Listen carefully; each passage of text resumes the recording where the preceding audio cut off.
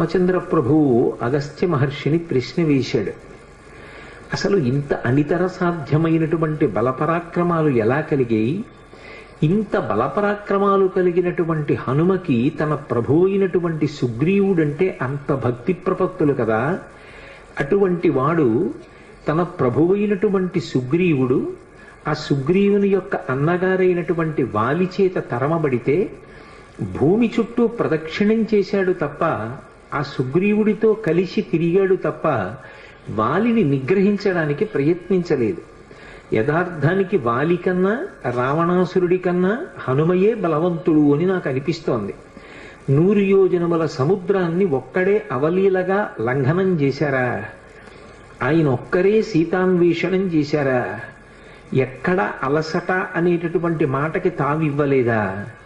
సీతమ్మ తల్లి యొక్క జాడ కనిపెట్టి శరీర పరిత్యాగం చేద్దామనుకున్నటువంటి తల్లికి మళ్ళీ ప్రాణముల మీద ఆశ కలిగేటట్టుగా మాట్లాడి రామచంద్రమూర్తి ఇచ్చినటువంటి అభిజ్ఞానాన్ని సీతమ్మకు బహూకరించి సీతమ్మ పట్ల పరమ భక్తి ప్రపత్తులతో ప్రవర్తించి ఆమెకు జీవితం మీద ఆశ కల్పించారా? అక్షకుమారుడి వంటి భయంకరమైనటువంటి రాక్షసుణ్ణి సంహరించారా? రావణాసురుడికి తన సందేశాన్ని ఒక్కడే నిర్భయంగా వినిపించాడా? పట్టుకుందామనుకున్నటువంటి రాక్షసుల్ని తెగటార్చి లంకాపట్టణాన్నంతటినీ దహించారా?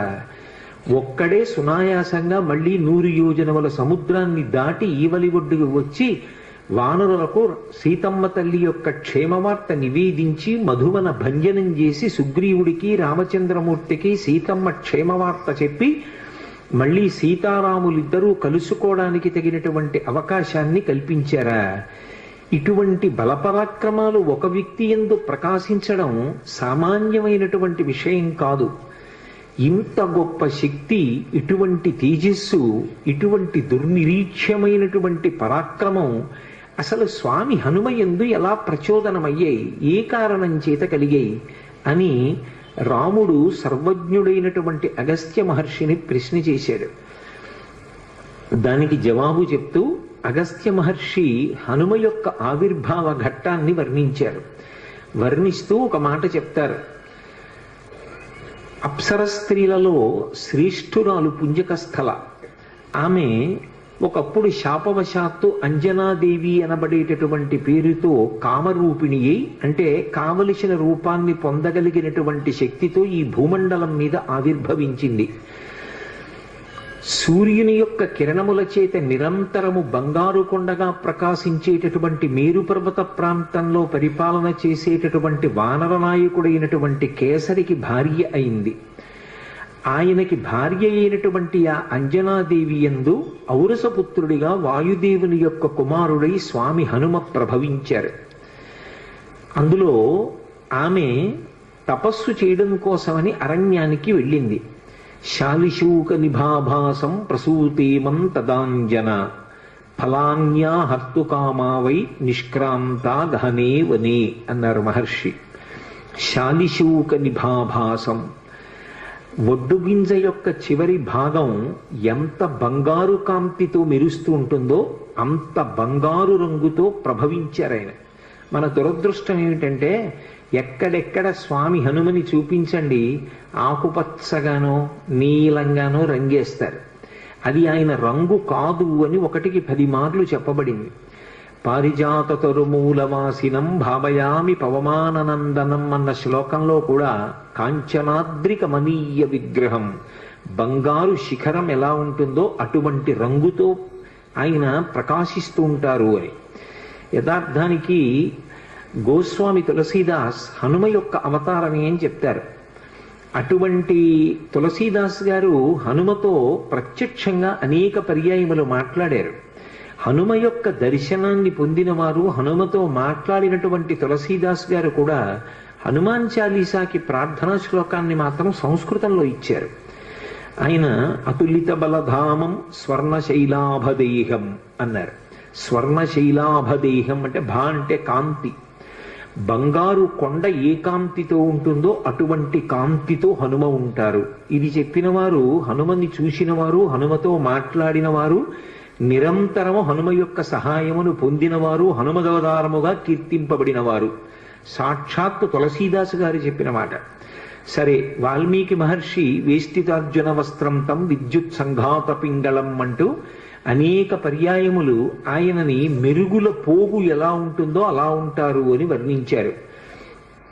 కాబట్టి శాలిశూక నిభాభాసం ప్రసూతేమం తదాంజన, ఆ అంజనాదేవి వడ్డుగింజ యొక్క చివరి భాగం పచ్చటి కాంతితో ఎలా మెరిసిపోతూ ఉంటుందో అటువంటి రంగుతో ఉండేటటువంటి బిడ్డన్ని కంది. ఫలాన్యాహర్తు కామావై నిష్క్రాంత గహనే వనే, ఆమె ఆకలి తీర్చుకోవడం కోసమని ఏదో పళ్ళు సేకరిద్దామని అరణ్యంలో పక్క ఉన్నటువంటి చెట్ల దగ్గరికి వెళ్ళింది. ఈలోగా ఈ పుట్టినటువంటి పిల్లవాడు అనితర సాధ్యమైనటువంటి బలపరాక్రమములు ఉన్నవాడు. ఆయన యొక్క బలాన్ని వర్ణించడం ఎవరికీ సాధ్యం కాదు, పుట్టుకతోనే అంత గొప్ప బలం. అందుకే ఆయన ఆకాశం వంక చూశాడు. పుట్టిన పిల్లవాడికి కూడా మరి ఆకలి వేస్తుంది కదూ, ఆకలి వేసిన పిల్లవాడు తలెత్తి పైకి చూశాడు. చూస్తే బాలసూర్యబింబం కనపడింది. అప్పుడే ఉదయిస్తున్నటువంటి సూర్యబింబం, అది ఎర్రగా పండిన పండులా కనపడింది. శాఖామృగం వానరుడిగా ఉన్నారు ఉపాధి చేత, ఆ పండుని చూసి ఇదేదో తినేటటువంటి పదార్థం అనుకున్నారు. అనుకుని ఆయన వెంటనే ఆకాశ మార్గంలో సూర్యమండలం వైపుకి ఎగిరారు. ఇది అంత సామాన్యమైన విషయం కాదు. అందుకే ఆయన్ని కీర్తిస్తూ మనోజవం మరుతతుల్య వేగం అంటారు. మనస్సు యొక్క జవం ఎలా ఉంటుందో, గాలి యొక్క వేగం ఎలా ఉంటుందో అంత వేగము కలిగినటువంటి వారు హనుమ. అప్పుడే పుట్టిన పిల్లవాడు అంత వేగంతో సూర్యమండలం వైపుకి ఎడుతున్నాడు. బాలార్కాభిముఖో బాలో బాలార్క ఇవ మూర్తిమాన్ గ్రహీతు కామో బాలార్కం ప్లవతే అంబర మధ్యగా అన్నారు మహర్షి. చిన్న అప్పుడే పుట్టినటువంటి హనుమ, శిశురూపంలో ఉన్నటువంటి హనుమ ఆకాశంలో ఎగిరి సూర్యమండలం వైపుకు వెడుతుంటే బాలార్కాభిముఖో బాలు బాలార్క ఇవ మూర్తిమాన్, బాలసూర్యుడికి ఎదురుగుండా వేరొక బాలసూర్యుడు వెడుతున్నాడా అన్నంత తేజస్సుతో వెళ్ళారు. ఎందుకని అంటే నిన్ననే మీతో నేను మనవి చేశాను, ముఖం నాసికయా తస్యా తామ్రయా తామ్రమాబభౌ అంటారు మహర్షి. ఆయన ముఖమండలం, ఆయన నాసిక, ఆయన యొక్క మూతి అంత ఎర్రగా ఉంటాయి.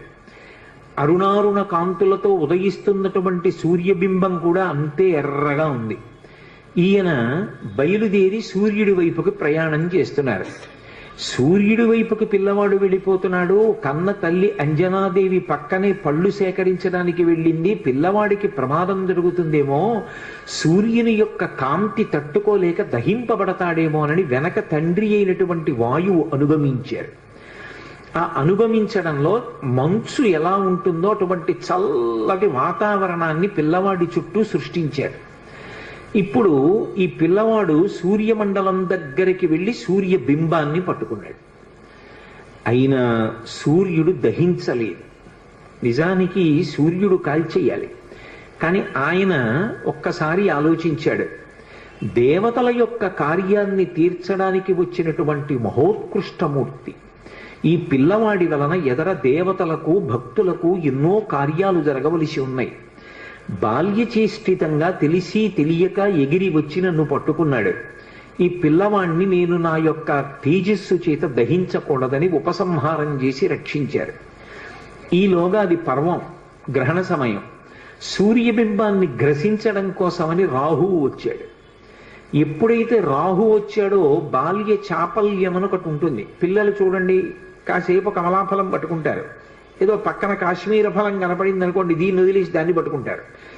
అలా సూర్యబింబాన్ని పట్టుకున్నటువంటి హనుమ పక్కన వచ్చినటువంటి రాహువుని చూసి వెంటనే సూర్యబింబాన్ని విడిచిపెట్టి ఆ రాహువుని పట్టుకోవడానికి వెళ్ళారు.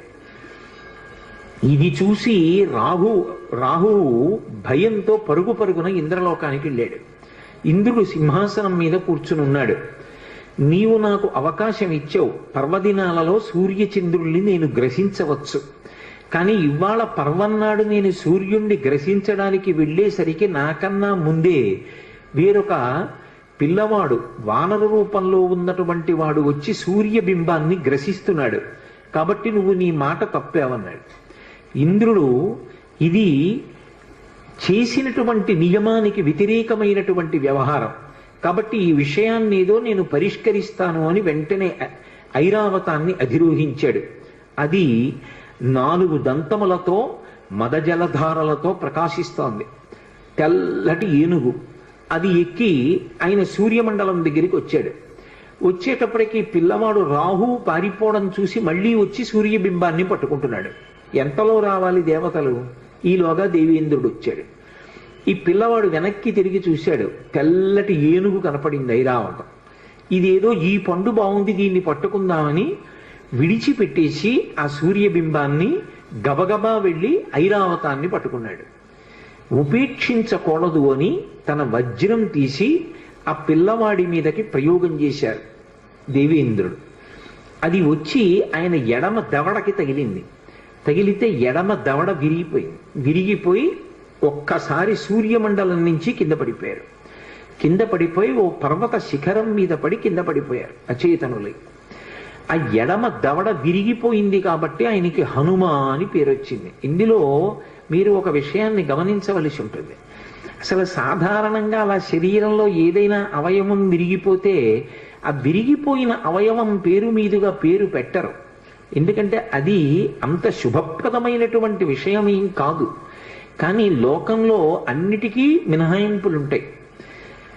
మామూలుగా మనం ఏది చెప్తామో దానికి ఒక విచిత్రమైన రీతిలో ఒక మినహాయింపుని పొంది విశేష శక్తిని ప్రసరించగలిగినటువంటివి కొన్ని ఉంటాయి.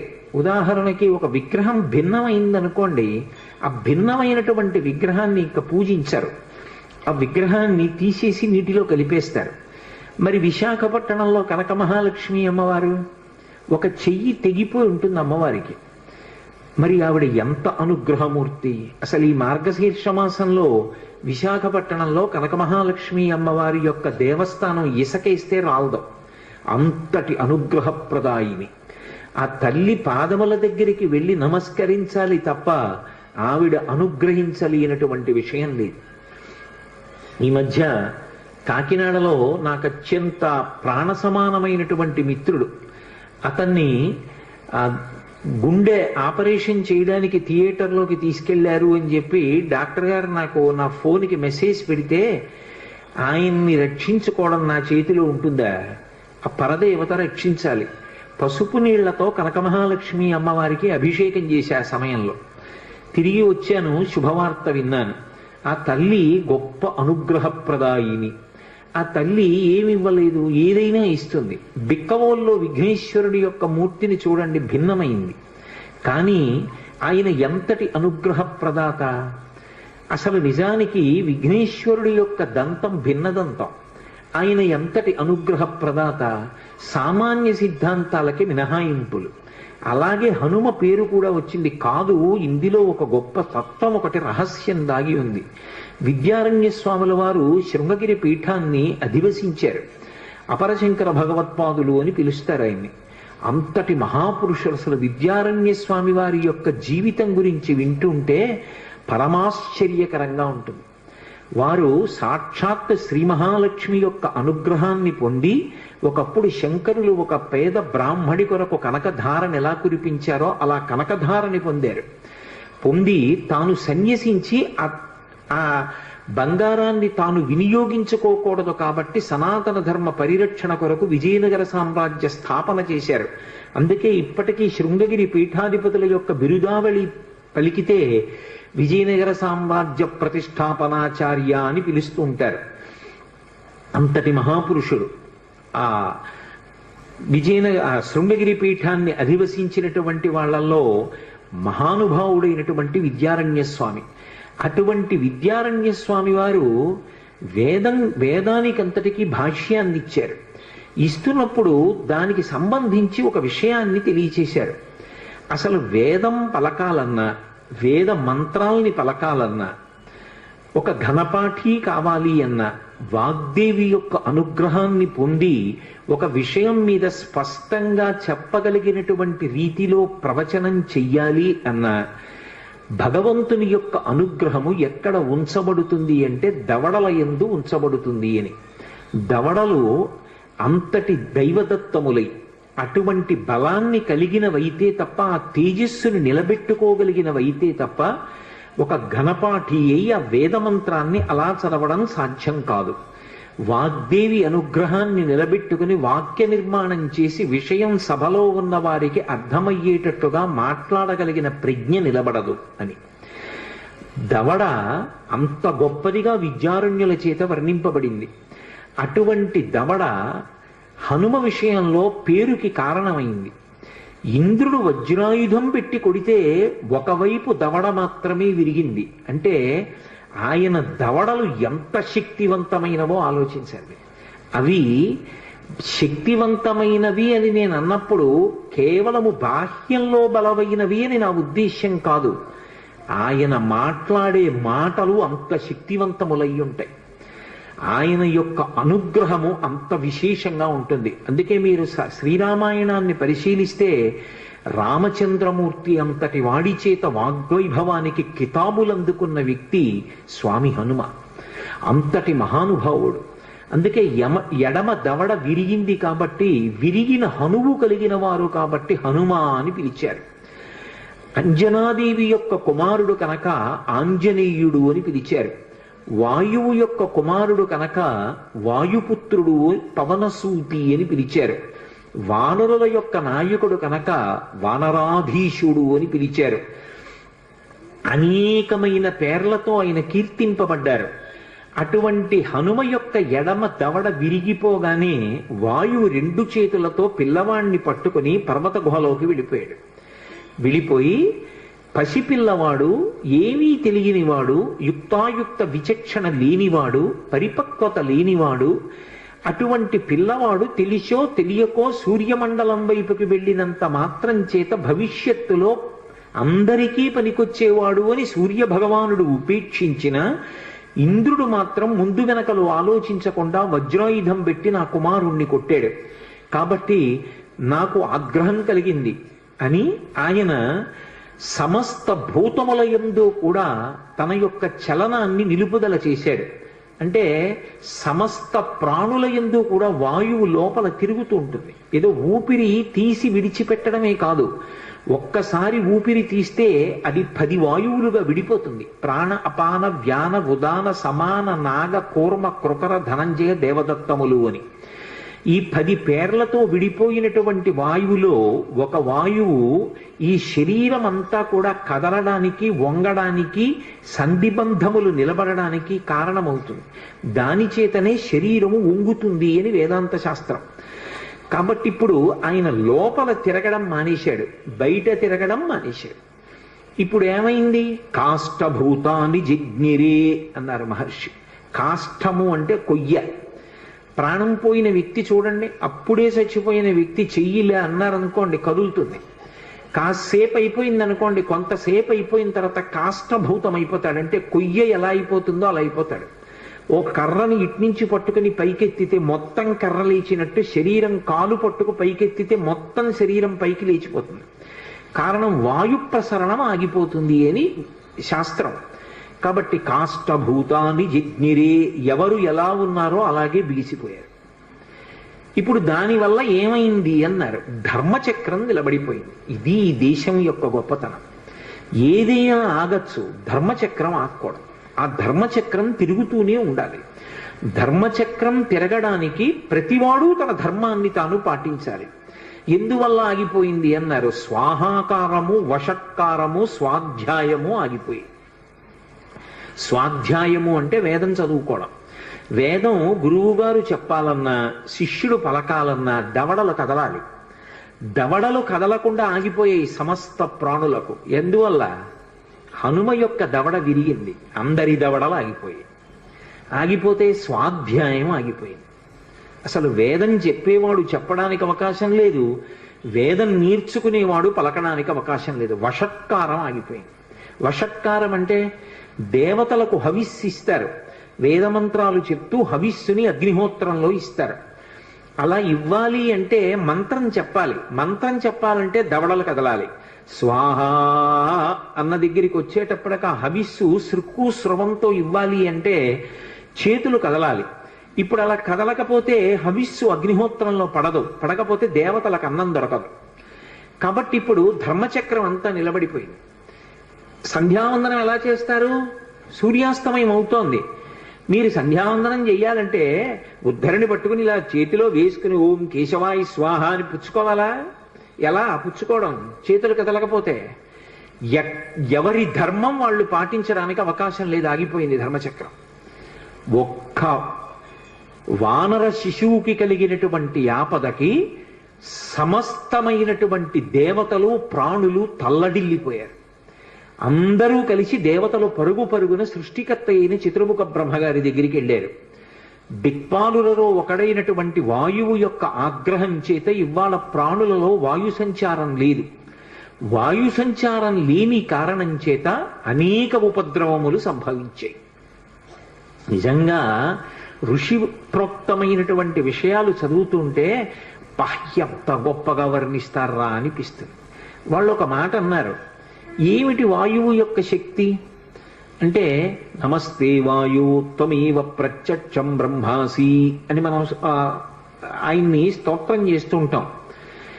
వాయువు యొక్క గొప్పతనం ఏముంది అంటే, దేవతలు అన్నారు వాయు ప్రాణ సుఖం వాయు వాయు సర్వమిదం జగత్ వాయునాసం పరిత్యక్తం న సుఖం విందతే జగత్ అన్నారు. వాయు ప్రాణ, వాయువే ప్రాణము. కడుపు నిండా తిన్నాడా, మంచినీళ్లు తాగాడా, ఇవి కాదు. ఊపిరి తీయాలి, ఊపిరి వదలాలి. తీసిన ఊపిరి వదలకపోయినా, వదిలిన తరువాత తీయకపోయినా మరణించినట్టే. యావత్ పవనో నివసతి దేహే తావత్ పృచ్చతి కుశలంగేహే గతవతి వాయౌ దేహాపాయే భార్యా బిభ్యతి తస్మిన్ కాయే అంటారు శంకర భగవత్పాదులు. ఊపిరి తీయలేదో అప్పటి వరకు బాగున్నారా బాగున్నారా బాగున్నారా అని అడిగిన వాళ్ళు ఇక బాగున్నారా అని అడగరు. ఆ శివం విడిపోయింది. వాయువే ప్రాణము. వాయు ప్రాణ సుఖం వాయు, నాకు సుఖంగా ఉందండి అంటాడు. ఏమిటి సుఖం? వాయువే సుఖం, బాహ్యమునందు ఆంతరమునందు కూడా. ఇప్పుడు ఎంత మెత్తటి కుర్చీ వేయండి, లేకపోతే ఎంత వేదిక మీద కూర్చోపెట్టండి, అసలు నాకు గాలి తగలటం లేదనుకోండి, నాకు మాట్లాడడానికి ఎంత ఇబ్బందిగా ఉంటుంది. కొద్దిగా గాలి తగులుతోంది అనుకోండి, నాకు అమ్మయ్యా అని సేద తీరి మాట్లాడగలుగుతాను. అసలు సుఖం అంటే వాయువే. కాదు కాదు, ఎంత ఐశ్వర్యం ఉండనివ్వండి, కాదు కాదంటే అది తప్పని కాదు నా ఉద్దేశం. అన్నిటికీ అర్థం పర్థం లేకుండాను అక్షరాల మధ్యలో చదవకూడదు. ఏదో ఇన్ బిట్వీన్ ది లైన్స్ అంటారే ఇంగ్లీష్లో, అలా వినకూడదు. కాదు కాదు అంటే అది మాత్రమే కాదు అని దాని అర్థం. ఆ వాయువు యొక్క గొప్పతనం ఎక్కడున్నది అంటే, ఇంట్లో ఎంత ఐశ్వర్యం ఉండనివ్వండి, పచనం చేసినటువంటి పదార్థం ఇంట్లో ఎంత ఉండనివ్వండి, ఎంత మంచి ప్రాంగణంలో మీరు ఉండనివ్వండి, ఊపిరి అందట్లేదు అనుకోండి, ఎగ ఊపిరి వచ్చింది లేకపోతే దిగ ఊపిరి వచ్చింది, ఇక వాడికి సంతోషం సుఖం అన్న మాట ఏమైనా ఉంటుందా? కాసేపు కార్యక్రమం అయిపోయిన తర్వాత పెడదామని అంటాడా? ఇహ అనడు. అసలు సుఖము అంటే వాయువే. ఆ ఊపిరి సరిగ్గా అందకపోతే మనిషికి సుఖం ఉండదు, మనిషికి ఏ ప్రాణికి ఉండదు. కాబట్టి వాయు ప్రాణ సుఖం వాయు, వాయు సర్వమిదం జగత్. అసలు వాయువే ఈ జగత్. ఆ వాయువు లేనినాడు ఈ జగత్తు లేదు. ఎందుకన్నారు ఈ మాట? జ అంటే జాయతే, గ అంటే గచ్చతే. జాయతే గచ్చతే, వచ్చేది వెళ్ళేది. వచ్చింది కొత్తగా ఓ ప్రాణి, దేని వల్ల వస్తుంది? ప్రసూతి వాయువు వల్ల వస్తుంది. అమ్మ కడుపులో ప్రసూతి వాయువు లోపల ఉన్నటువంటి బిడ్డని పైకి తోస్తే కొత్తగా ఒక శిశు జననం అవుతుంది. అది పెరిగి పెద్దదైన తర్వాత అందులో ఊపిరి వెళ్ళిపోయి ఇక లోపలికి ఊపిరి పుచ్చుకోకపోతే ఆ ప్రాణి వెళ్ళిపోయింది. కాబట్టి ఇప్పుడు జగత్ అన్న మాట ఎక్కడుంది? వాయువునందే ఉంది. కాబట్టి వాయు సర్వమిదం జగత్ వాయునాసం పరిత్యక్తం న సుఖం విందతే జగత్. ఆ వాయువు కదలడం మానేసింది. లోకానికి సుఖం అన్న మాట లేదు, లోకమే లేదు, జగత్తు లేదు. కాబట్టి ఓ పితామహ, మీరు తొందరపడండి. వాయువుకి ఏ కారణం చేత ఆగ్రహం కలిగిందో ఆ ఆగ్రహాన్ని తీర్చండి. తీర్చి మళ్ళీ సమస్త భూతములు సంతోషపడేటట్టుగా చెయ్యండి. ఇప్పుడు బ్రహ్మగారే బయలుదేరాడు. ఒక్కొక్కసారి పరిస్థితి యొక్క ఉద్విగ్నతను బట్టి ప్రభువే వెళ్ళవలసి ఉంటుంది. వాళ్లే నా దగ్గరికి రావాలని అనకూడదు. కాబట్టి ఇప్పుడు ప్రభువే చతుర్ముఖ బ్రహ్మగారే బయలుదేరి పర్వత గుహ దగ్గరికి వెళ్ళాడు. గౌరవము అని ఒక మాట ఉంటుంది.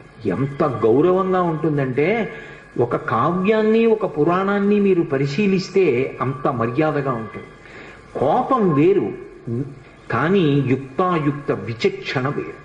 కోపం ఇప్పుడు దేనికి సాధనం కావాలి అంటే తప్పు జరిగినప్పుడు ఆ తప్పుని దిద్దడానికి సాధనం కావాలి. అది ఒక్కరు చేసిన తప్పు కాదనుకోండి, చాలా మంది కలిసి తప్పు చేశారు, అది ఒకడు చేసిన తప్పు కాదు. 50 మంది శిష్యులు ఉన్నారు, ఒక్కడికి గురువు గారు గుర్తురాల. ఏదో సుబ్రహ్మణ్య షష్ఠి నాడు ఉత్సవం జరుగుతోంది, కావడి పట్టుకుంటున్నారు, ఇంతమంది పట్టుకున్నారు, పేరుకి గురువు గారిని పిలుస్తారు, ఒక్కడికి గురువు గారు గుర్తు రాలేదనుకోండి, గురువు గారు ఎందుకు రాలేదని అడిగినవాడు లేడు, గురువు గారు రెండని పిలిచినవాడు లేడు. ఇప్పుడు గురువు గారికి కోపం రావాలా వద్దా అంటే వచ్చి తీరాలి. ఎందుకంటే వ్యవస్థ గాడి తప్పిపోయింది. కాబట్టి గాడిలో పెట్టాలి అంటే గురువు ఆగ్రహించాలి. ఎలా ఆగ్రహించాలి అంటే తాను కోపమునకు వశుడైపోకూడదు, కోపము తన చేతిలో ఉండాలి సాధనంగా, దాని చేత దిద్దాలి వ్యవస్థని. ఇది మీరు రామాయణాదుల్ని పరిశీలిస్తే ఎంత అద్భుతంగా కనపడుతుంది. వాయువు చతుర్ముఖ బ్రహ్మగారు వస్తుంటే నా కొడుకు ఇంత ఇబ్బందికి కారణం అవడానికి అదిగో ఆ ఇంద్రుడే కారణం, ఆ ఇంద్రుడితో దేవతలతో కలిసి బ్రహ్మగారు వస్తున్నాడు, నేనెందుకు లేచి నిలబడాలి అనలేదు. వెంటనే లేచి నిలబడ్డాడు. మంత్రములతో ఆయన దగ్గరికి వెళ్ళి ప్రదక్షిణం చేసి నమస్కారం చేసి చేతులు జోడించి నిలబడ్డాడు. వెంటనే చూశాడు, ఏమి వాయుదేవా, ఏమి ఆగ్రహం, ఇదిగో యుక్తాయుక్త విచక్షణ లేని నా బిడ్డడు దేవతలందరికీ పనికి రావలసిన వాడు సూర్యమండలం వైపుకు వెళ్ళాడని కొట్టాడు ఇంద్రుడు, పడిపోయాడు. వెంటనే ఆయన తన కమండలంలో నీళ్లు ఆ పిల్లవాడి మీద జల్లి స్పృశించాడు బ్రహ్మగారు. చతుర్ముఖ బ్రహ్మగారి యొక్క స్పర్శ కలగగానే ఆ పిల్లవాడు అప్పుడే పుట్టిన వాళ్ళ మళ్ళీ లేచి కూర్చున్నాడు. లేచి కూర్చుంటే వాయువుతో సహా సమస్త దేవతలందరూ సంతోషించారు. వెంటనే వాయువు మళ్ళీ ప్రసరణం ప్రారంభం చేశాడు. సమస్త భూతముల యందు ఆయా శరీరముల యందు వాయు ప్రసరణం ప్రారంభమైంది. ఆ వాయు ప్రసరణం ఎప్పుడైతే ప్రారంభమైందో అందరూ సేద తీరారు. ఇప్పుడు బ్రహ్మగారు అన్నారు, ఈ పిల్లవాడు మహోత్కృష్టమైనటువంటి మూర్తి, ఇతను దేవతా కార్యములను సాధించవలసిన వాడు, అందుకే నేను ఇతనికి వరమిస్తున్నాను. ఈ పిల్లవాడు బ్రహ్మదండము చేత కూడా కొట్టబడడు. ఇకపైన మీరు కూడా ఈ పిల్లవాడికి వరాలివ్వండి అని ఆజ్ఞాపించాడు దేవతల్ని. సాధారణంగా వరమిస్తే దేవతలు ఏదో ఒక కోర్కె తీరేటట్టుగా ఇస్తారు, కానీ హనుమ విషయంలో చాలా విచిత్రమైన రీతిలో వరం ఇచ్చారు. ఆ దేవతలందరూ బయలుదేరారు. సూర్య భగవానుడు వచ్చాడు. వచ్చి ఆయన అన్నాడు, ఈ పిల్లవాడికి నేను గురుస్థానం వహిస్తాను. ఒక గురువు దొరకడం అంటే జీవితంలో ఎంత గొప్ప విషయమో అర్థమవుతుంది. అందున ఇవాళ ఆదివారం కాదు, త్రయోదశితో ఉంది సూర్యోదయానికి. హనుమకి సూర్యనారాయణమూర్తి పేరు చెప్తే చాలు పరమ సంతోషం. ఎందుకంటే ఆయన గురువుగారే లోకంలో. అందుకని ఆ సూర్యనారాయణమూర్తి వచ్చి ఈ పిల్లవాడికి తగిన వయస్సు వచ్చిన తరువాత నేను శాస్త్రపాఠం చెప్తాను, ఇతనికి నేను గురువు అవుతాను.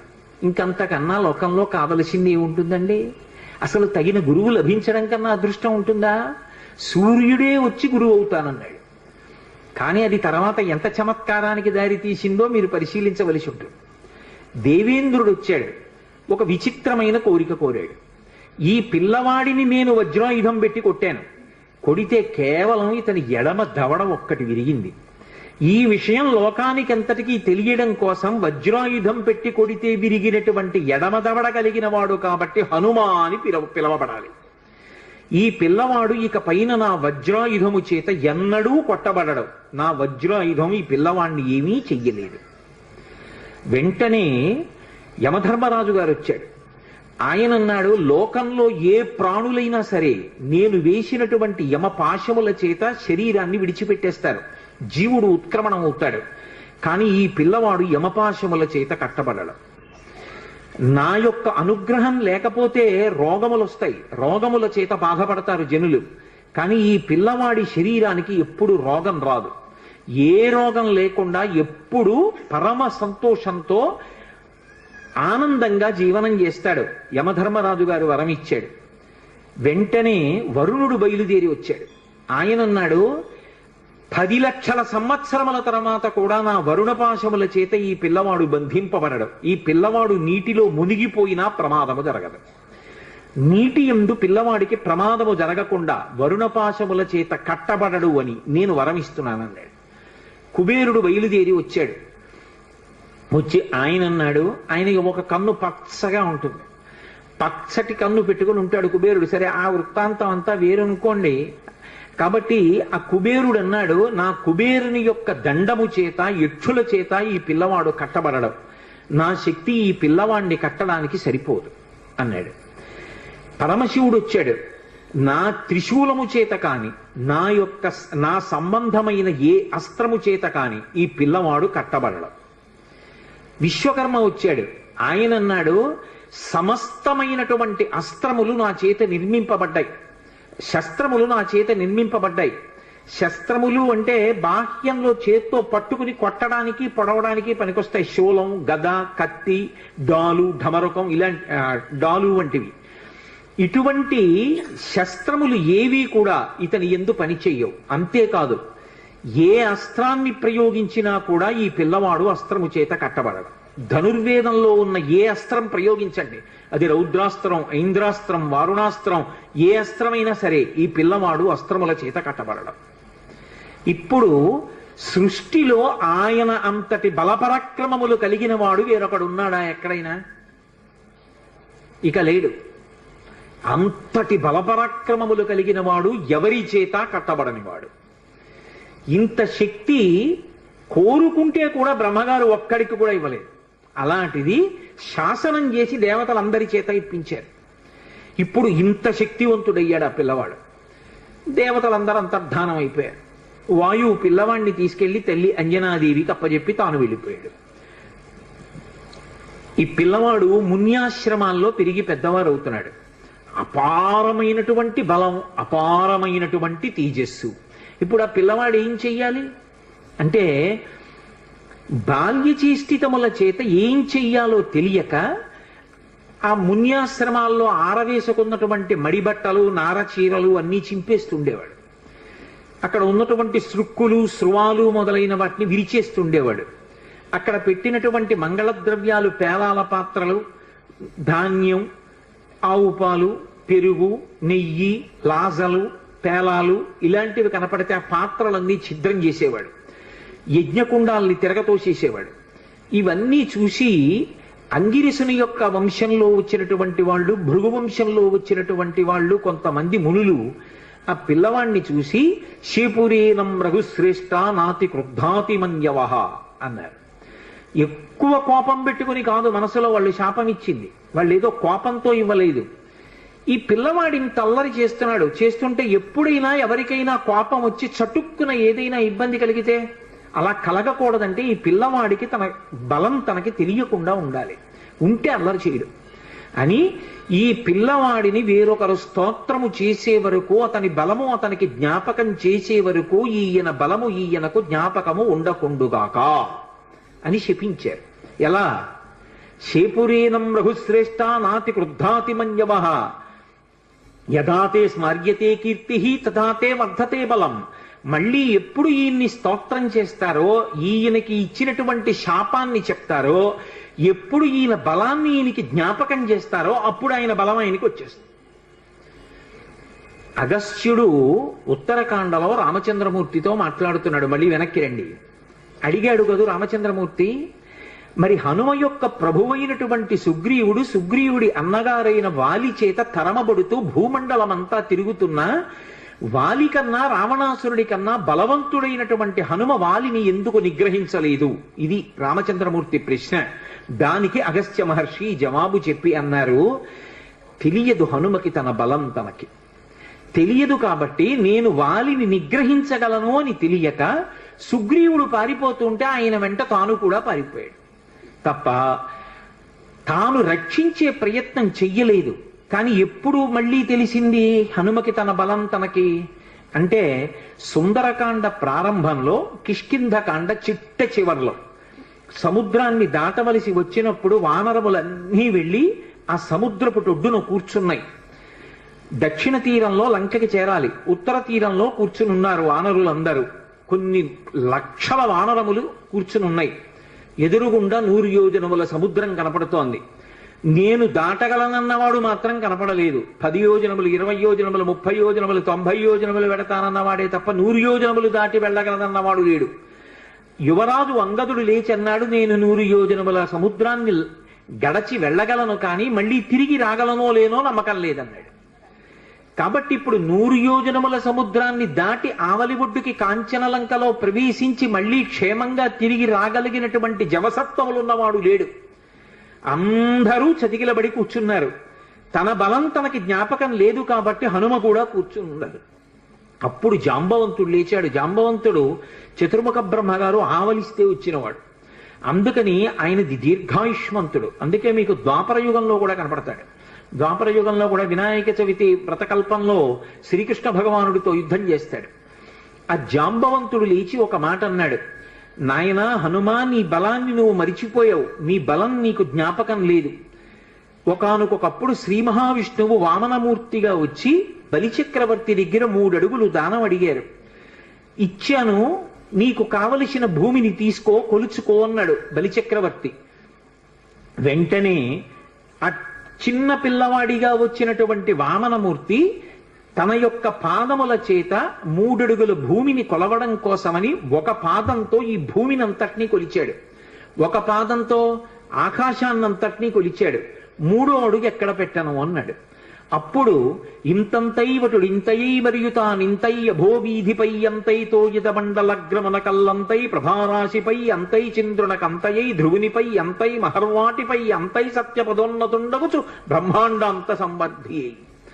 అంత పెరిగిపోయినటువంటి ఆ త్రివిక్రమ స్వరూపంతో పాటుగా అరణ్యములతో పర్వతములతో ఉన్నటువంటి ఈ భూమికంతటికి 21 మార్లు ప్రదక్షిణం చేశాను హనుమ. జాంబవంతుడు చెప్తున్నాడు. కానీ ఇప్పుడు ఓపిక లేదు, వెళ్ళలేను. నువ్వు సామాన్యుడివి కావు, కారణజన్ముడివి. నీ తల్లి ఒక అప్సర స్త్రీ, పుంజక స్థల, శాపవశాత్తు ఈ భూమి మీద అంజనాదేవి అన్న పేరుతో పుట్టింది. ఆమె నీ తండ్రి అయినటువంటి కేసరి యొక్క భార్య. వాయుదేవుడు ఔరసపుత్రుడిగా కేసరికి క్షేత్రజునిగా అనుగ్రహించాడు నిన్ను. అప్పుడు పుట్టినటువంటి కారణజన్ముడివి. పుట్టి పుడుతూనే శిశురూపంలో ఆకలి కొని ఉదయిస్తున్న సూర్యబింబాన్ని పండనుకొని పట్టుకోవడానికి వెళ్ళి ఇంద్రుని యొక్క వజ్రాయుధం చేత కొట్టబడి ఎడమదవడ విరిగి కింద పడితే విరిగిన దవడ కలిగిన వాడివి కనుక హనుమ అని పేరు పొందావు. అనేక పర్యాయములు గరుత్మంతుడు సముద్రం మీద వెళ్ళిపోతూ అందులో తిరిగేటటువంటి పావుల్ని తన్నుకుపోతుండగా నేను చూశాను. వైనతేయుడైనటువంటి ఆ గరుత్మంతుని యొక్క రెక్కలకు ఎంత గొప్ప శక్తి ఉందో హనుమ వాయుపుత్రుడవైనటువంటి నీ యొక్క భుజములయందు కూడా అంత శక్తి ఉంది. నీ బలాన్ని నువ్వు జ్ఞాపకం తెచ్చుకో. ఒకప్పుడు ఋషుల యొక్క శాపకారణం చేత నీ బలాన్ని మరిచిపోయావు. ఇప్పుడు సమస్త వానర జాతి ప్రతిష్టని, వానర ప్రభువైనటువంటి సుగ్రీవుని యొక్క కార్యాన్ని నెరవేర్చడాన్ని, సుగ్రీవుడిచ్చినటువంటి మాట నిజమైంది అనేటట్టుగా సుగ్రీవుడి యొక్క ప్రతిష్టని నిలబెట్టడం, రామచంద్రమూర్తి కార్యాన్ని సాధించడం, సీతమ్మ తల్లి క్షేమవార్త తీసుకురావడం, ఇంతమంది వానరుల యొక్క ప్రాణాన్ని నిలబెట్టడం నీ చేతులలో ఉన్నాయి. హనుమ, వాయువు, గరుత్మంతుడు, నువ్వు, మీ ముగ్గురికే ఇంతటి వేగం ఉన్నది. అటువంటి నీవు ఇలా నిస్తేజుడిలా కూర్చోవడం మర్యాద కాదు. నీ బలాన్ని, నీ శక్తిని నువ్వు జ్ఞాపకానికి తెచ్చుకొని ఒక్కసారి లంఘించు అని ఆయన్ని పిలుస్తూ ఒక మాట అంటారు. హనుమాన్ హరిరాజస్య సుగ్రీవస్య సమోహ్యపి రామలక్ష్మణయోశ్చాపి తేజసాచ బలేనచ. ఇది జాంబవంతుడు చెప్పినటువంటి పరమ సత్యమైనటువంటి మాట. ఆయన అన్నాడు, ఓ హనుమ, హనుమన్ హరిరాజస్య, వానరములకన్నిటికీ రాజైనటువంటి ఓ హనుమ, సుగ్రీవస్య సమోహ్యపి, నువ్వు నీ వినయము చేత సుగ్రీవుడి దగ్గర ఒక మంత్రిగా సేవిస్తున్నావు, కానీ నువ్వు సుగ్రీవుడి కన్నా తక్కువ వాడవు కాదు. సుగ్రీవుడితో సమానమైనటువంటి బలపరాక్రమములు ఉన్నవాడివి. అది రామలక్ష్మణయోశ్చాపి, రామలక్ష్మణులు ఇద్దరూ ఎంతటి తేజోవంతులు బలవంతులో నీవు కూడా అంతటి వాడవే. తేజసాచ బలేనచ, తేజస్సు యందు బలము యందు ఆ ముగ్గురి కన్నా నువ్వెంత మాత్రము తక్కువ వాడివి కావు. అటువంటి వాడివి ఇవాళ 100 యోజనముల సముద్రాన్ని దాటడం నీకు పెద్ద లెక్క కాదు. కానీ నీ బలాన్ని నువ్వు మర్చిపోయావు. హనుమా ఉత్తిష్ట హరిషార్దూలా లంఘయస్వ మహార్ణవం పరాహి సర్వభూతానాం హనుమన్యా గతిస్తవ అన్నాడు. ఉత్తిష్ట హరిషార్దూలా, లే హనుమా, నీ శక్తిని జ్ఞాపకం తెచ్చుకో. లంఘయస్వ మహార్ణవం, ఈ సముద్రాన్ని చిన్న ఎద్దు పాదములో అడుగు వేస్తే అది చిన్న ముద్ర పడితే అందులోకి వచ్చి నీళ్లు నిలబడితే ఎంతుంటాయో నీ శక్తి ముందు ఈ సముద్రం అంతా. కాబట్టి ఈ సముద్రాన్ని లంఘించు. ఉత్తిష్ట హరిషార్దూలా లంఘయస్వ మహార్ణవం పరాహి సర్వభూతానాం. ఇది హనుమ యొక్క గొప్పతనం. హనుమన్యాగతిస్తవ సర్వభూతానాం. ఈ సృష్టిలో ఎన్ని భూతములున్నాయో అన్ని భూతముల కన్నా కూడా వంతుడవు గమనమునందు అటువంటి వేగమున్నవాడివి నువ్వే. పరాహి సర్వభూతానాం హనుమన్యా గతిస్తవ, నీ యొక్క వేగం అటువంటిది. అంతటి వేగమున్నవాడివి నువ్వు ఇవాళ ఇలా కూర్చోవడం బావులేదు, లే నీ బలాన్ని పుంజుకో అన్నాడు. ఎప్పుడైతే జాంబవంతుడు కీర్తించాడో వెంటనే హనుమ యొక్క శాపం నివారణమైపోయింది.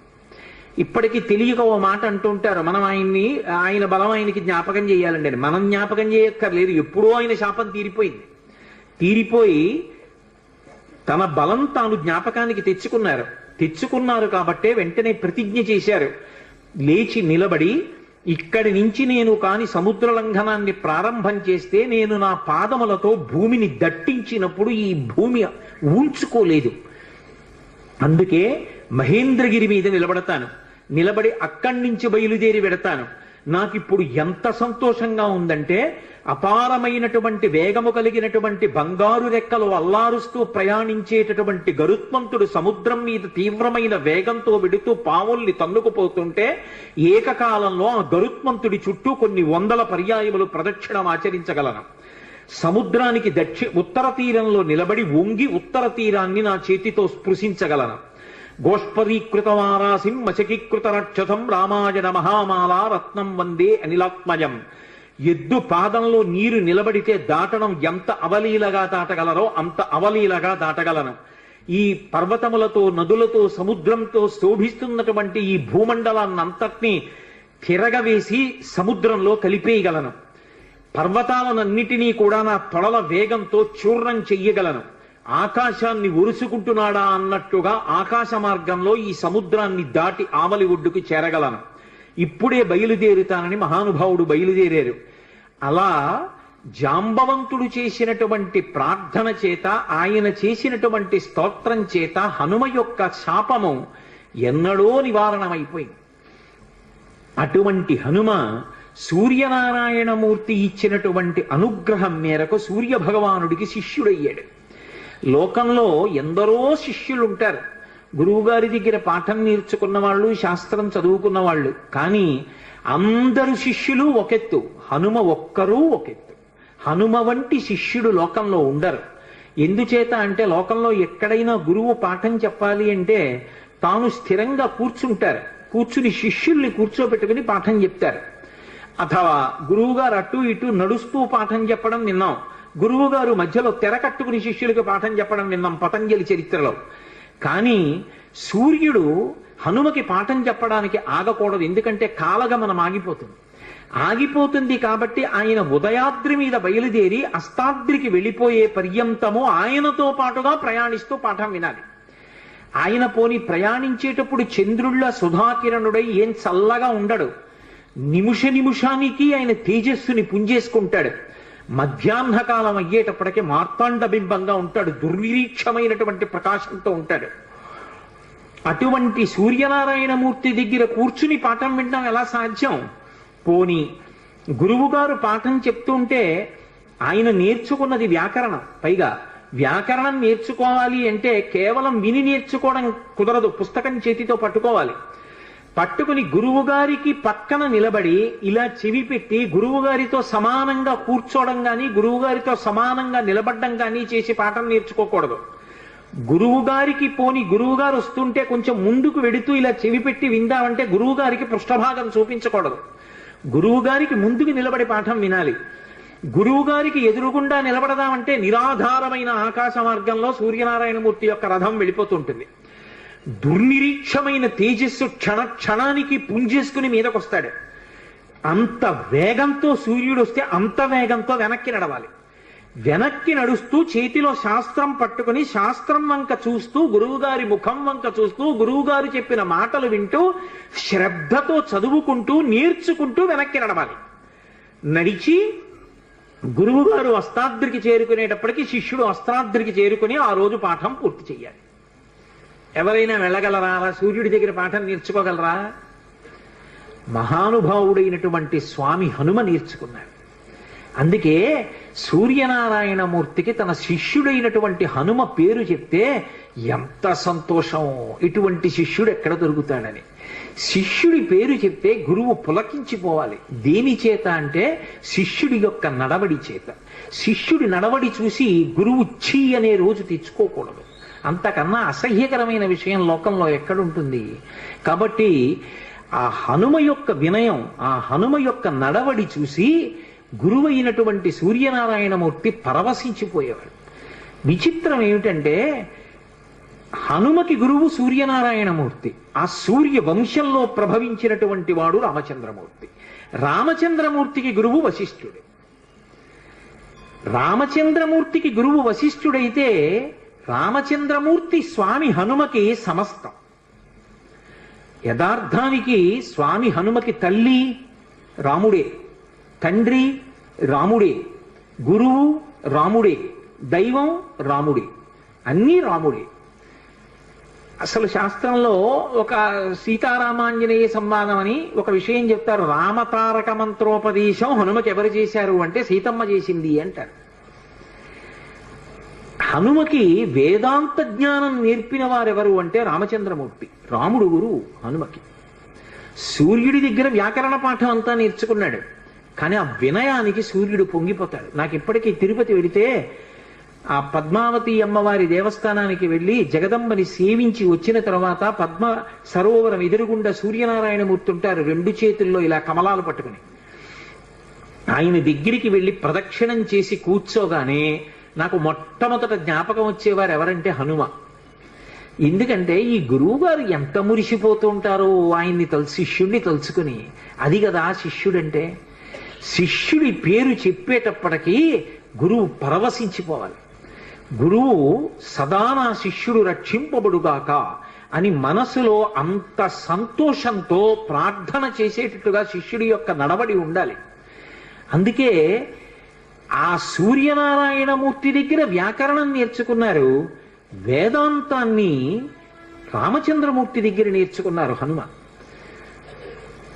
రామచంద్రమూర్తికి వేదాంత జ్ఞానము పట్ల విశేషమైనటువంటి అనురక్తి, ధర్మానుష్ఠానమునందు కూడా అంతే అనురక్తి. మనకి పూర్వమీమాంస ఉత్తరమీమాంస అని రెండు ఉంటాయి. పూర్వమీమాంస ధర్మాన్ని ప్రతిపాదన చేస్తుంది. అందుకే దానికి ధర్మమునందు అనురక్తి కల్పించేటటువంటి శాస్త్రము అని ధర్మ జిజ్ఞాస అని పిలుస్తారు. ఉత్తరమీమాంస పరావిద్యని చెప్తుంది, అపరావిద్యని మిగిలినవి చెప్తాయి. పరావిద్య అంటే మోక్షమునకు కారణమైనటువంటి వేదాంత శాస్త్రం. అది కేవలము కూడా బ్రహ్మ జిజ్ఞాస అంటారు. బ్రహ్మ జిజ్ఞాస అంటే కేవలము జ్ఞానమునందు అనురక్తి. ఆ జ్ఞానము ఎవరికి కలుగుతుందో వాడే మోక్షమునకు అర్హుడవుతాడు. వాడు జీవన్ముక్తుడు అంటారు. శరీరంతో ఉండి కూడా మోక్షాన్ని పొందేసిన వాడే. శరీరం పడిపోయిన తరువాత పొందేది విదేహ మోక్షం. అంతేకాని చచ్చిపోయిన తర్వాత ఎప్పుడో మోక్షం వస్తుంది అన్నది అద్వైత సిద్ధాంతం కాదు. జ్ఞానము కలిగిన కారణం చేత శరీరంతో ఉండగానే మోక్షాన్ని పొందేస్తాడు. అందుకే కురుడిని పూర్ణాహుతిలో వాడతారు. అది పెంకు నుంచి విడిపోతుంది. శరీరంలో ఉన్న గుడుగుడులాడుతూ తాను వేరుగా ఆత్మగా ఉంటాడు. సాక్షిగా శరీరాన్ని చూస్తూ ఉంటాడు. ఆ జ్ఞానమునకు ఎవరు చేరిపోయాడో అటువంటి వాడికి ఇహ విహిత కర్మ నిషిద్ధ కర్మ అన్న రెండు మాటలు అన్వయం అవ్వవు. అన్నిటికీ అతీతంగా ఉంటాడు. అదిగో అటువంటి మహాజ్ఞానులలో అగ్రగణ్యుడెవరు అంటే స్వామి హనుమ. సాధారణంగా లోకంలో హనుమ అనేటప్పటికీ ఏం చెప్తామంటే ఆయన చాలా గొప్ప బలవంతుడు అంటారు, భజరంగ బలి అంటుంటారు. ఉత్తర భారతదేశం అంతా కూడా ఆయనది ఉక్కు ముక్క లాంటి శరీరం అంటారు. కానీ యథార్థం మనకు అదొక్కటే కాదు. అసలు హనుమ యొక్క తత్వాన్ని అద్భుతంగా అనుభవించిన మహాపురుషుల్లో ఒకడు సంత్ గోస్వామి తులసీదాస్. తులసీదాస్ గారు ఆయన మీద కొన్ని ప్రార్థనా శ్లోకాలు చెప్పారు. హనుమాన్ చాలీసా చేసే అలవాటు ఉన్నవారు ఆ ప్రార్థనా శ్లోకాలు చేస్తారు. అవి సంస్కృతంలో ఇచ్చారు ఆయన. దాన్ని ఆ ప్రార్థనా శ్లోకం చెప్తూ అతులిత బలధామం స్వర్ణ శైలాభదేహం ధనుజవన కుశానం జ్ఞానినామగ్రగణ్యం అంటారు తులసీదాస్ గారు. అతులిత బలధామం, అతులిత అంటే పోల్చడానికి ఇక అటువంటి బలం ఉన్నవాడు లేడు. ఆయన బలంతో సమానమైన బలం ఉన్నవాడు అని చెప్పడానికి వీలు లేదు. ఎందుకని కింద ఒక పెద్ద విషయం ఉంది. స్వర్ణ శైలాభదేహం, భ కాంతి, బంగారు కాంతి శరీరంలోంచి వస్తూ ఉంటుంది. ఎక్కడదది? మీరు పతంజలి యోగశాస్త్రాన్ని పరిశీలిస్తే అందులో కనపడుతుంది. ఎవరు నిరంతర బ్రహ్మచర్యంలో ఉంటారో, అస్ఖలిత బ్రహ్మచారి, అసలు ఎన్నడూ ఆయన మనసు కామమునకు వశం కాదు. ఎన్నేళ్ళొచ్చినా అటువంటి బ్రహ్మచర్య దీక్షలో నిలబడి తన యొక్క వీర్యశక్తిని తేజశక్తిగా, ఓజోశక్తిగా మారుస్తాడో అటువంటి వాడి రోమకూపములలోంచి బ్రహ్మ తేజస్సు బంగారు కాంతితో పైకి కొడుతుంది. అది తులసీదాస్ గారి నిర్వచనం. అతులిత బలధామం, అటువంటి బ్రహ్మచర్యనిష్ఠున్నవాడు. జితేంద్రియం, ఇంద్రియములను గెలిచినవాడైన. కాబట్టి అతులిత బలధామం, ఆయనతో సమానమైన బలవంతుడు వేరొకడు ఉన్నాడని చెప్పడానికి వీల్లేదు. అంతటి మహాబలవంతుడు హనుమ ఒక్కరే. ఆ బలానికి కారణం ఆయన బ్రహ్మచర్యం కూడా. అతులిత బలధామం స్వర్ణ శైలాభదేహం, అది యోగశాస్త్ర రహస్యం. అందుకన్నారు తులసీదాస్ గారు, ఏదో శరీరం బంగారు కాంతి అని చెప్పడానికి కాదు. తులసీదాసు గారు అపరిమితమైనటువంటి హనుమ యొక్క అనుగ్రహాన్ని పొందిన మహాపురుషుడు. స్వర్ణ శైలాభదేహం ధనుజవన కృశానం, రాక్షసులు అనబడేటటువంటి వనాన్ని అంతటినీ కూడా కార్చిచ్చు రూపంలో కాల్చేసినవారు. కార్చిచ్చు అని అంటుకుంటుంది అరణ్యంలో, రోహిణీ కార్తీ అటువంటి వాటి సమయంలో అంటుకుంటుంది. అసలు ఆ కార్చిచ్చు చూడ్డానికి భయం వేస్తుంది. మీరు ఎవరైనా ఎప్పుడైనా చూశారో లేదో, నాకు ఒకసారి ఈశ్వరుడు దాన్ని చూసేటటువంటి అవకాశం కల్పించాడు. ఒకప్పుడు మంచి వేసవి కాలంలో శ్రీశైలం క్షేత్రంలోంచి కిందకు వచ్చేస్తున్నాను. మేము వచ్చేస్తున్నటువంటి కొండలకి ఆవలి వైపు కొండల మీద కార్చిచ్చు అంటుకుంది. కార్చిచ్చుకో లక్షణం ఉంటుంది. మామూలుగా ఇలా నిలబడి మండదది, అది దూకుతుంది మంట. అసలు చూడ్డానికి గజ గజ గజ గజ వణికిపోతాం. అది ఇక్కడి నుంచి పెద్ద వలయం తిరిగినట్టుగా ఇలా తిరుగుతుంది, తిరిగి దూకుతుంది అవతల వైపుకి. ఆ దూకుతున్నప్పుడు అది దేని మీదకి దూకుతూ వెడుతుంటుందో అదంతా బూది కుప్పల కింద పడిపోతుంటాయి చెట్లు. అది అలా అంటుకుపోతుంది, అంటుకుపోయి వ్యాపించేస్తూ దూకుతూ వెళ్ళిపోతుంది. అలా ఒక గంట ఉందంటే అరణ్యం అంతా కాలిపోతుంది. అందులోంచి ప్రాణులు కూడా తప్పుకోలేవు. ఎంత వేగంగా వెళ్లే ప్రాణులు కూడా కాలిపోతాయి, పక్షులు కూడా పడిపోతాయి ఆ వేడికి. అలా వెడుతుంది. అబ్బా, ఏమి ఉపమానం అండి తులసీదాస్ గారిది! ఏం అనుభవించారు హనుమ యొక్క శక్తిని! ఎవరు వెయ్యగలరు ఇంకటువంటి ఉపమానం? హనుమ యొక్క అవతారమే అంటారు. హనుమతో మాట్లాడేవారు, హనుమతో కలిసి కూర్చున్నారు, హనుమ వలన ఎన్నో విషయాలు తెలుసుకున్నారైనా. అటువంటి వారు కాబట్టి అటువంటి మాటలు వెయ్యగలిగారు హనుమ గురించి. అందుకే హనుమాన్ చాలీసా అంత శక్తివంతమైంది లోకంలో. స్వర్ణ శైలాభదేహం ధనుజవన కృశానం జ్ఞానినామగ్రగణ్యం.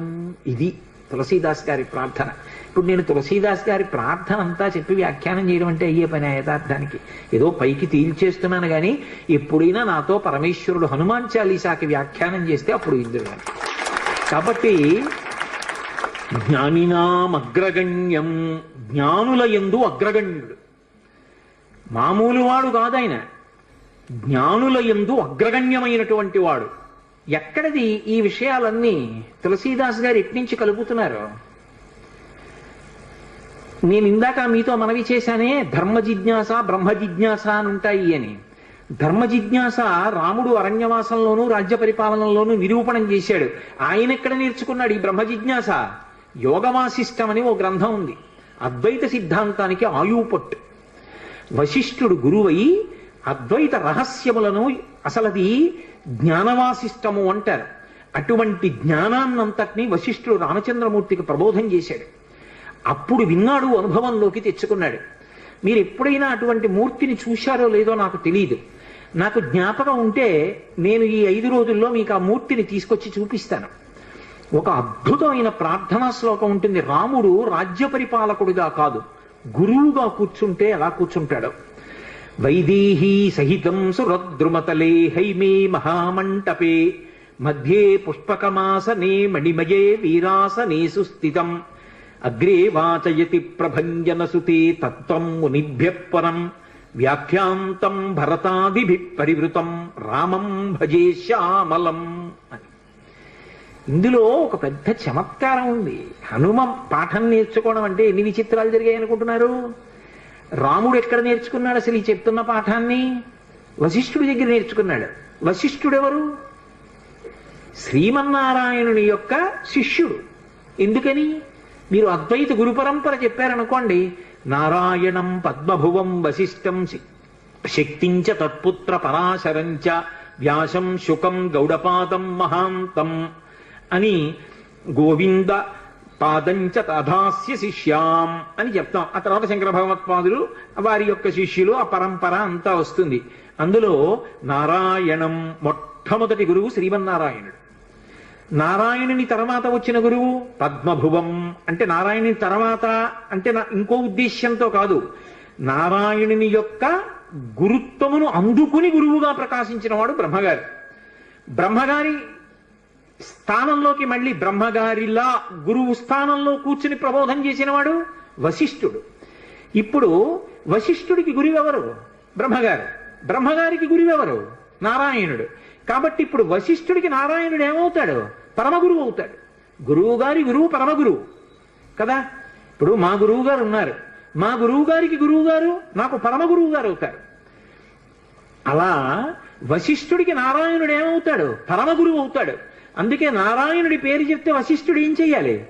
వెంటనే లేచి నిలబడి నమస్కారం చేయాలి. పరమగురువు గారి పేరు చెప్పినా పరమగురువు గారు కనపడ్డా. కానీ రామావతారం దగ్గరికి వచ్చేటప్పుడు ఒక చమత్కారం జరిగింది. ఆ వశిష్ఠుడు రాముడికి గురువుగా వచ్చాడు. రాముడెవరు? నారాయణుడు. ఇప్పుడు రాముడు ఏం చేశాడు? వశిష్ఠుడి పాదాలు పట్టుకుని నమస్కారం చేశాడు, చేసి పాఠం చెప్పమని అడిగాడు. ఇప్పుడు తనకి పరమగురువైన నారాయణుడు తనకి శిష్యుడై తన కాళ్ళు పట్టుకుంటే పాఠం చెప్పాడు వశిష్ఠుడు. ఇదొక చమత్కారం రామావతారంలో గురు శిష్యుల విషయంలో. అటువంటి వశిష్ఠుడి దగ్గర యోగవాసిష్టం జ్ఞానవాసిష్టం నేర్చుకున్నాడు, అనుభవంలోకి తెచ్చుకున్నాడు. తెచ్చుకుని ఇప్పుడు ఈ పాఠం ఎవరికి చెప్పాలి? దానికి అర్హుడైన వాడు ఉండాలి. ఎవడు అర్హుడు? ఏ కోరిక లేనివాడు.